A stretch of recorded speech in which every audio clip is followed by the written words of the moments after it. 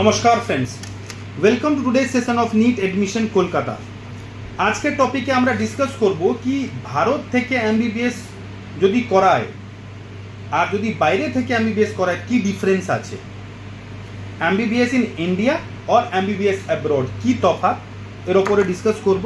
Video start করার আগে আপনাদেরকে রিকোয়েস্ট করব চ্যানেলটা সাবস্ক্রাইব করে নিন। যদি আপনি কাউন্সেলিং রিলেটেড কোনো ইনফরমেশন চান, এই নাম্বারটা কল করে আপনি ডিটেল ইনফরমেশনটা নিতে পারেন বা আপনারা আমাদের অফিসটা ভিজিট করতে পারেন। আমরা পুরো প্রসেসটা আপনাকে এক্সপ্লেন করব যে আপনার এক্সপেক্টেড মার্কস বা আপনার যে র্যাঙ্ক আছে ওই র্যাঙ্কের ওপরে কি আপনারা এক্সপেক্ট করতে পারেন, পুরো ভারতে কোথায় কি কলেজ পাবেন বা ভারতের বাইরে গেলে আপনারা কি পাবেন, সব কিছু আমরা এক্সপ্লেন করব। আর অফিসে এসে মিটিং করার কোনো চার্জ নেই, আপনি অফিসে এসে আপনার সবই কোয়েরি রিজলভ করতে পারেন।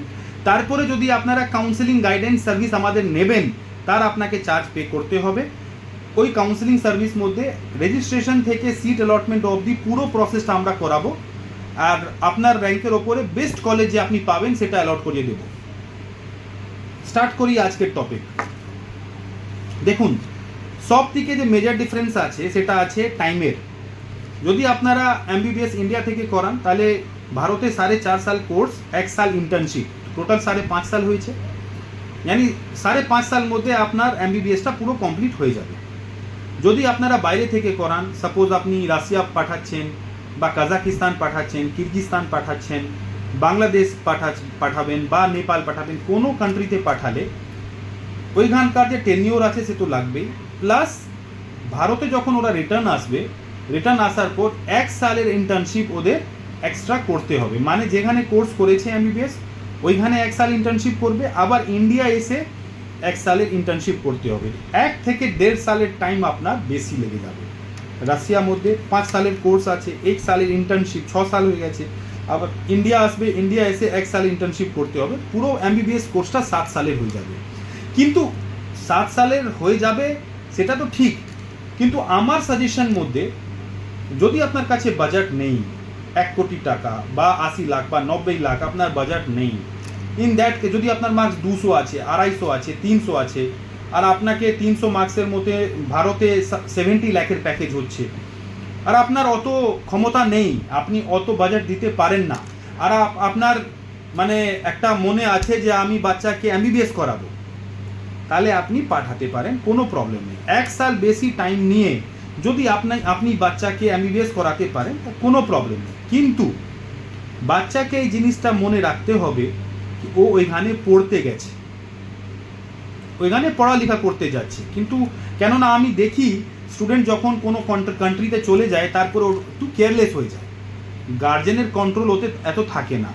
তাই জন্য আমি সাজেস্ট করি যদি আপনি ইন্ডিয়া থেকে করাতে পারছেন না তাহলে আপনি বাংলাদেশ থেকে করান, কেননা বাংলাদেশ সিলেবাসটা সেম, খান পান আমাদের যে মানে ল্যাঙ্গুয়েজটা আছে সেটাও অনেক ওরাও বোঝে আর আমরাও ওদের ভাষা পুরো বুঝি, তো ভাষার মধ্যে কোনো প্রবলেম নেই। ইভেন যে বেঙ্গল থেকে নেই, যে নর্থ ইন্ডিয়া থেকে আছে, ওরাও বাংলাদেশ থেকে যদি এমবিবিএস করবে তো ওইখানে পেশেন্ট লোডের কোনো প্রবলেম নেই, হসপিটালে ভালো পেশেন্ট লোড, তাহলে পেশেন্ট এক্সপোজারটা মানে ভালোই হবে।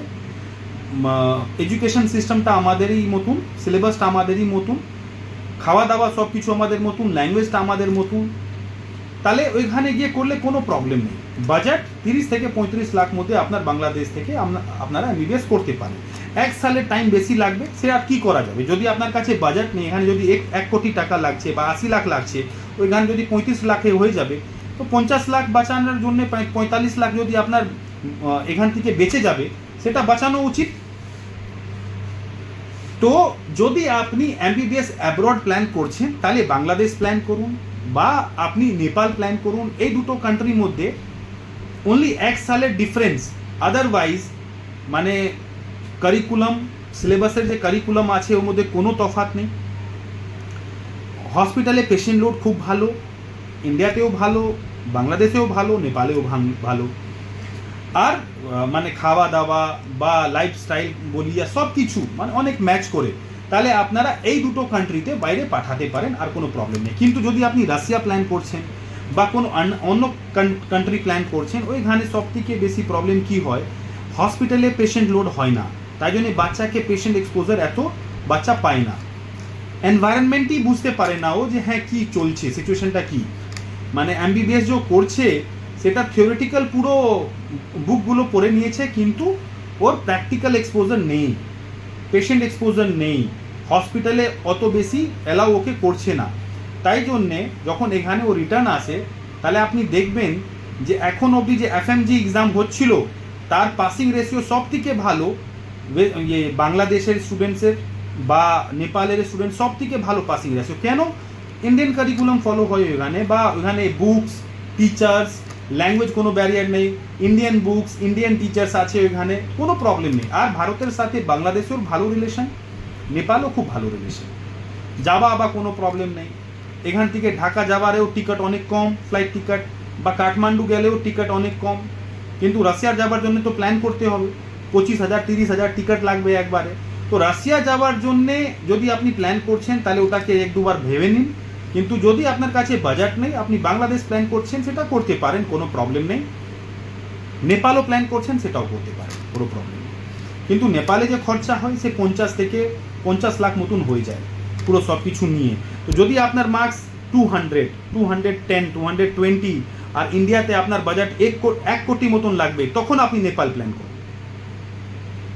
নেপাল আপনি যেতে পারেন। যদি আপনি বাংলাদেশ প্ল্যান করছেন, তো বাংলাদেশ মধ্যে একটা প্রবলেম আছে যে আপনি যদি 12th ম্যাক্সিমাম 1 সাল পেছনে যদি আপনি পাস করেছেন তখনই আপনি যেতে পারেন। যদি কেউ বাচ্চা আছে 2022-এ 12 পাস করেছে, ও এলিজিবল নেই বাংলাদেশ।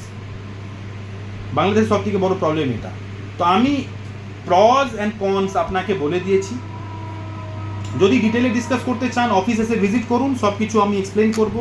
যদি ফোনের ওপরে ডিসকাস করতে চান ফোন করে ডিসকাস করে নিন। এই ভিডিওতে এইটুকু, আর মানে এরকমই ভিডিও আমি আনতে থাকবো। নমস্কার।